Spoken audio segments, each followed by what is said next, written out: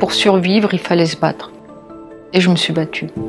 Je suis Madame Benderaji Badia. Je suis rentrée fin 89 à Bérard pour un diagnostic d'un ostéosarcome mandibulaire. À cette époque, c'est vrai qu'il était très rare puisqu'ils avaient besoin de plus de recherches, plus de prélèvements, de biopsies pour être sûr que le diagnostic soit vraiment celui-là. On a aussitôt mis en place un protocole très fort, violent, et ça a démarré officiellement début décembre 89 puisque ma deuxième chimio, elle a été faite juste avant Noël. Je me suis instantanément battue parce que je savais que ça allait être très dur. Inconsciemment, mentalement, pour survivre, il fallait se battre. Et je me suis battue.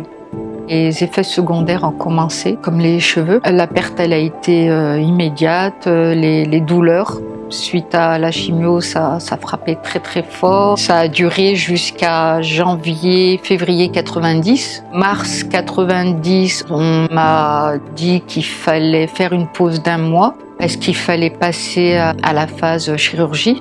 Mais malheureusement, le fait d'avoir enchaîné trop rapidement une chimio, je me suis fragilisée dans cette zone. Quand je suis sortie de l'hôpital 3 semaines après, que j'avais énormément mal, le chirurgien a constaté que je faisais une grosse infection. Donc il fallait de toute urgence opérer. Et malheureusement, il n'a pas pu sauver la greffe. J'ai bénéficié d'un repos supplémentaire. Et là, j'ai enchaîné deuxième phase de protocole de 4 chimios. Et ça s'est fait jusqu'à juillet. Il faisait chaud, les chambres étaient très mal conçues pour ça. On avait à cette époque un ventilateur pour une chambre sur 3. Donc il fallait tomber sur la bonne chambre pour pouvoir bénéficier un peu de fraîcheur. Chaque fois, je leur demandais: pourquoi vous me mettez toujours dans une chambre avec une personne âgée? Ils me disent: parce que vous avez la hargne, vous vous battez et on veut que vous soyez un exemple, que vous donniez du courage aux autres personnes qui n'arrivent pas à se battre, qui baissent les bras.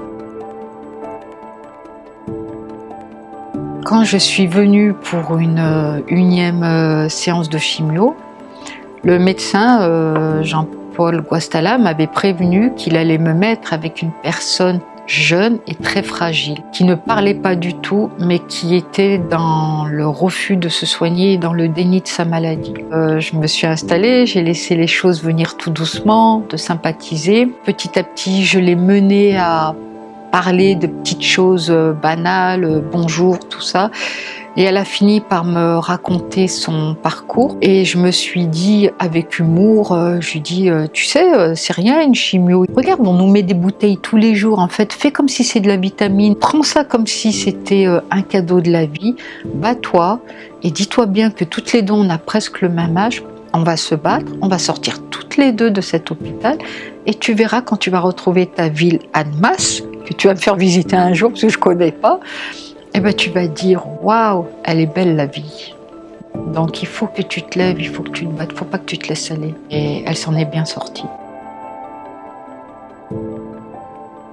J'ai été mise en repos pour pouvoir penser éventuellement à une reconstruction de la mâchoire. Donc il fallait vraiment que la chimio s'estompe de mon corps pour pouvoir faire place à cette grande chirurgie, que je puisse récupérer sur le plan osseux, puisqu'on m'a prélevé des côtes flottantes pour reconstruire ma mâchoire. Je ne voulais pas de corps étranger. J'avais fait le choix qu'on prenne une partie de mes os. Quand on m'a fait cette fameuse greffe, cette fois il était hors de question de faire un protocole de chimio. Il fallait vraiment mettre toutes les chances de mon côté puisque le greffon, fallait vraiment qu'il prenne. Il n'était pas possible, inconcevable que je puisse tousser ou éternuer. Je suis partie en maison de repos à Grenoble et là ça a été une belle expérience puisque j'ai pu manger tout ce que je voulais mais mixé. J'ai fini ma cure de 3 mois, je suis revenue sur Lyon et quand le chirurgien m'a annoncé que ce jour-là il allait me débloquer la mâchoire, j'ai dit: mais je vais pouvoir parler un peu plus, pouvoir manger. Ça a été une délivrance.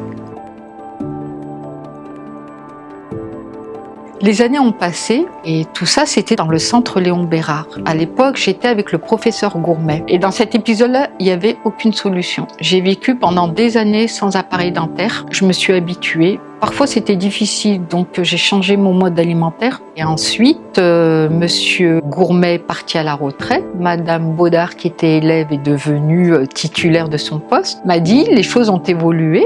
En 2013, la première opération, la pose des implants. C'était la première phase d'essayage, de test.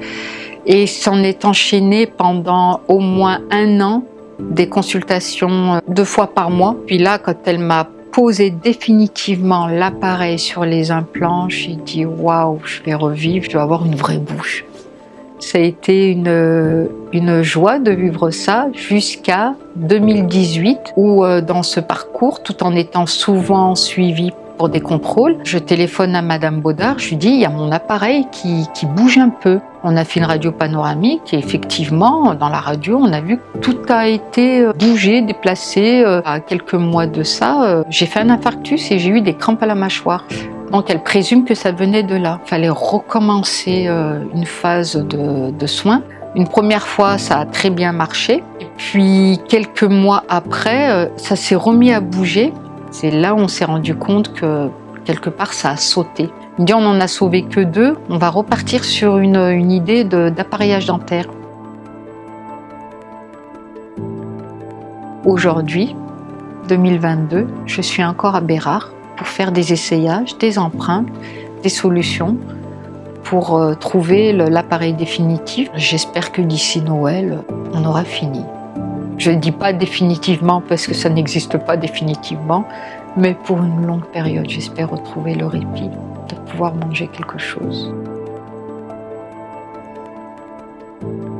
La maladie m'a sauvée, m'a changé de personnalité. Avant, j'étais une personne très fragile, très vulnérable, je disais oui à tout. La maladie m'a transformée, je me suis rendue beaucoup plus forte. J'ai traversé les étapes en étant seule parce que dans ces moments-là, les amis, il n'y a plus personne. Ça a été une parenthèse horrible.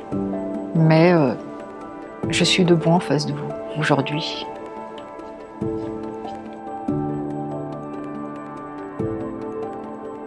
Ce que je peux dire d'aujourd'hui, c'est que dans votre parcours que vous allez vivre à Bérard, d'une certaine façon, prenez ça positivement, c'est que vous avez la chance de vous faire soigner dans un établissement qui a une renommée, qui est connu et qui a de très bons médecins et surtout que l'établissement s'est tellement modernisé. À Bérard, on a la chance d'être encadré par des professionnels, des personnes qui travaillent avec le cœur. Dans mon parcours, j'ai eu des médecins qui m'ont beaucoup aidé, qui m'ont remonté le moral, qui m'ont fait des câlins pour me donner de la force, pour me dire tu vas t'en sortir. Bérard, ça a été mon sauveur.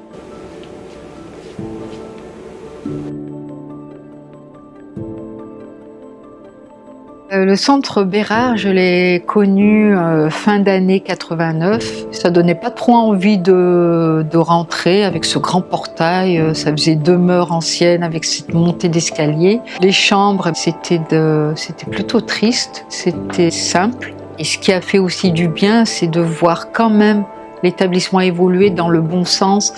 C'est-à-dire, il y a eu de la peinture, une belle architecture, une nouvelle construction, l'entrée n'était plus la même. La comparaison que j'ai faite, c'est autant moi j'évoluais dans la maladie, autant Bérard évoluait aussi sur le plan esthétique. Et je pense que ça n'a pas fini d'évoluer.